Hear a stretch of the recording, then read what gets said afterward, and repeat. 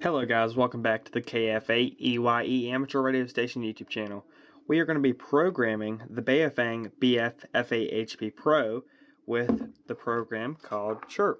Super simple, super free, and it's really easy to learn how to do it. So, like I said, we're going to be using this programming cable to program the radio with CHIRP.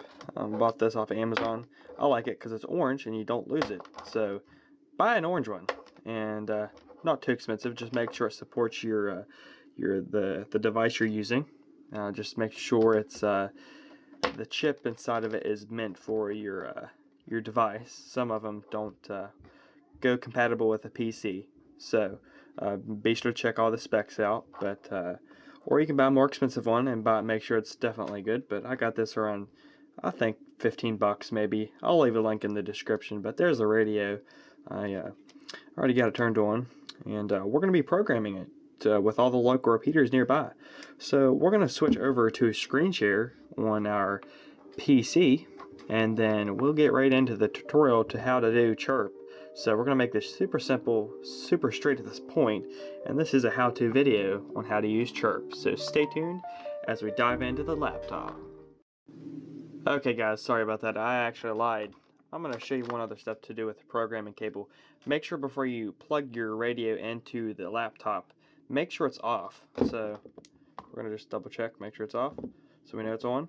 Going to go and turn it off so it's off. Then we're going to take our programming cable and we're going to plug it into, we'll go here in one of these ports and plug it in here. And just make sure you're plugging into the right port. Sorry for my shakiness. Not trying to rattle your guys' brains, but get that plugged in. I'll finish on over, put the camera down. So bring that over here and plug it into your radio. And after you got it plugged into your radio, you can just make sure it's all good. Make sure it's fitting in there good. And then actually you can turn it back on after you get everything plugged in. And I think now we can head over to the PC. We can hop right into this bad boy, and you won't see my face, but you will see my screen recording. That way you guys know exactly how to do it in there. And yep, let's hop right into it. Here in the PC, so we're gonna click on radio. So go to radio on your CHIRP software. Click on download radio. So you can see the port here. That's the one we have plugged into the PC. We have the radio, and it knows the model. But if it doesn't know the model, you just scroll down through it and pick it, and it should have it. And so we should be ready to go. I need to go back. There we go. So it says this driver is a beta version. Please save an unedited copy of your first successful download to CHIRP. Okay, because I just that doesn't matter. Sorry about that. So. Now we'll hit OK. So it says turn your radio off, connect your interface cable, turn your radio back on, as we did in the previous clip. Now download data of your radio. So we'll hit OK. Now it is cloning the radio. So we'll wait for that to clone. And you can see there's already a few channels programmed into this radio when you buy the, whenever you open it out of the box. So we're going to go ahead and delete those. Delete that memory. Just right click on your mouse, hit delete, delete the memory. That way we can add all the repeaters. You can leave them there, you don't have to. Hit that and delete the memory. So then we're going to go to banks. You can see all the banks, you can see the settings. But we cannot do all this in the radio, but it is pretty handy being able to edit all the settings and data in a app. So we're going to click on new. We're going to hit over here, hit file, hit the new. Then we're going to go here, take that out of there. We're going to hit query source, hit radio reference, and then okay, it wants me to log in. Actually, I'm not going to use radio reference. If you're using the free version, just use repeater book, I think, and then you can get all your stuff data from there. So we're going to scroll down to West Virginia. We're going to hit amateur, and for amateur radio. You can add all these stuff. So we want only certain bands. So we want the 2-meter band for one bank, and then make sure that's checked. We want only certain modes, FM. We want open repeaters only, that way it's only active repeaters. And that should be good. Then we're going to hit OK. And it adds every single 2-meter repeater in my area. Super duper handy. You can see all of them there. There's Valley Falls State Park, not too far away from me.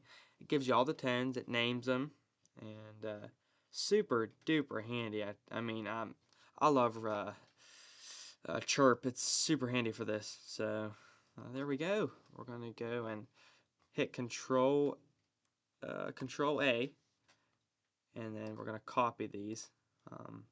Then we're gonna go over here and paste it. We pasted all those repeaters from the repeater book file that we opened there. So then we got all of those. We got the 2-meter. That ended at 87. So then we can go to our banks, double check. In each bank there can be 100 channels. So whenever we start again, we want it to be on 100 if for the 70 centimeters, since each bank has 100 memory channels in it. So we're going to go to 101 actually, so we can start our 70 centimeter. That way channel or memory bank 1 is all 2-meter and memory bank 2 is all 70 centimeter. So we would start at 101 since it ends at 100 for the 2 meters. Pretty simple. I haven't been on here for a little while, so kind of a refresher for me too. We're going to go and close this. We're going to hit that again. We will open a new file actually, that way we don't mess anything up. Hit the query source, repeater book. Now we only want certain bands again, so we're going to take the 2-meter off. We're going to add just the 70 centimeters, and then that should be good. Only certain modes, obviously FM for this radio, and then all looks good. There we go. We got all the 70 centimeter repeaters near me. Then we're going to take this, like I said before, we are going to copy it, Control A, and copy it however you want to do it, doesn't matter. It looks like the space station's passing over at the same time. So we're going to go down to 101, like I said, and hit there, hit paste. It will it should not overwrite 138 existing memory. So what you gotta do is tap that, and then you should be able to paste. There you go. So channel bank 1, or bank 1 is 2-meter, bank 2 will be 70 centimeters. Just make sure you go to 101, and then that way it will start a whole new bank. And you can name these banks once you're in the radio, and you can do all that fun stuff later on. Super simple. This makes it super easy to program your radio, super fast, for free.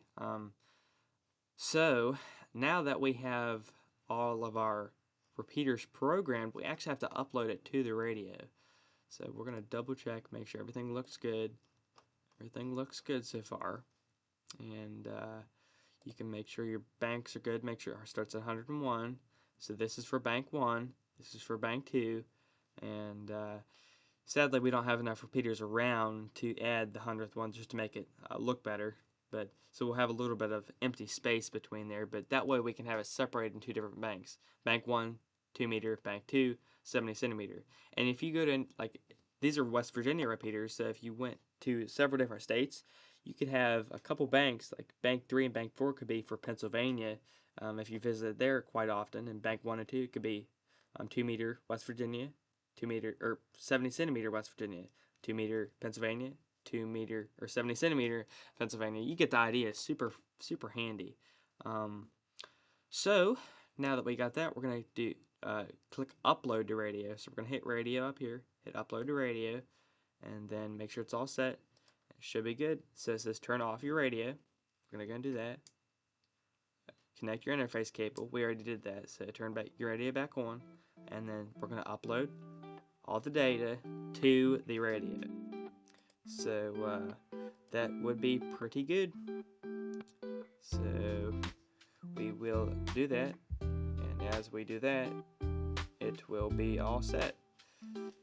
It's successfully uploaded to our radio, so now we're going to hop back out of the laptop and put you back on my phone screen so you can see all the all the memory channels programmed in. So I really hope that helped. So let's hop back over to the phone. Thanks for watching, guys. Okay, we're back on the phone here. We're going to show you what we have now. We have all the repeater memory channels in there. So you can see we've got zone 1, zone 2, 2 meter, 70 centimeter. You can scroll through all these 2 meters, scan through them, and then you can hit the A/B button, go down to the 70 centimeter. Makes it super simple to have it turned down. You can tune down through these and just see which ones you want to have. Makes it super simple, super organized, and pretty handy.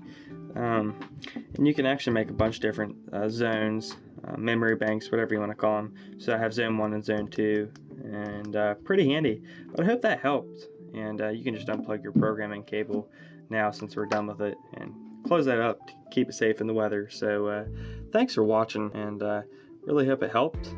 And if you have any questions about CHIRP, just be sure to leave them in the comments, and I'll leave a link down below to where you can download CHIRP to your PC or whatever device you're using, and I'll leave some more info to that in the link down below. But I'm gonna go and turn this radio off so it doesn't go dead.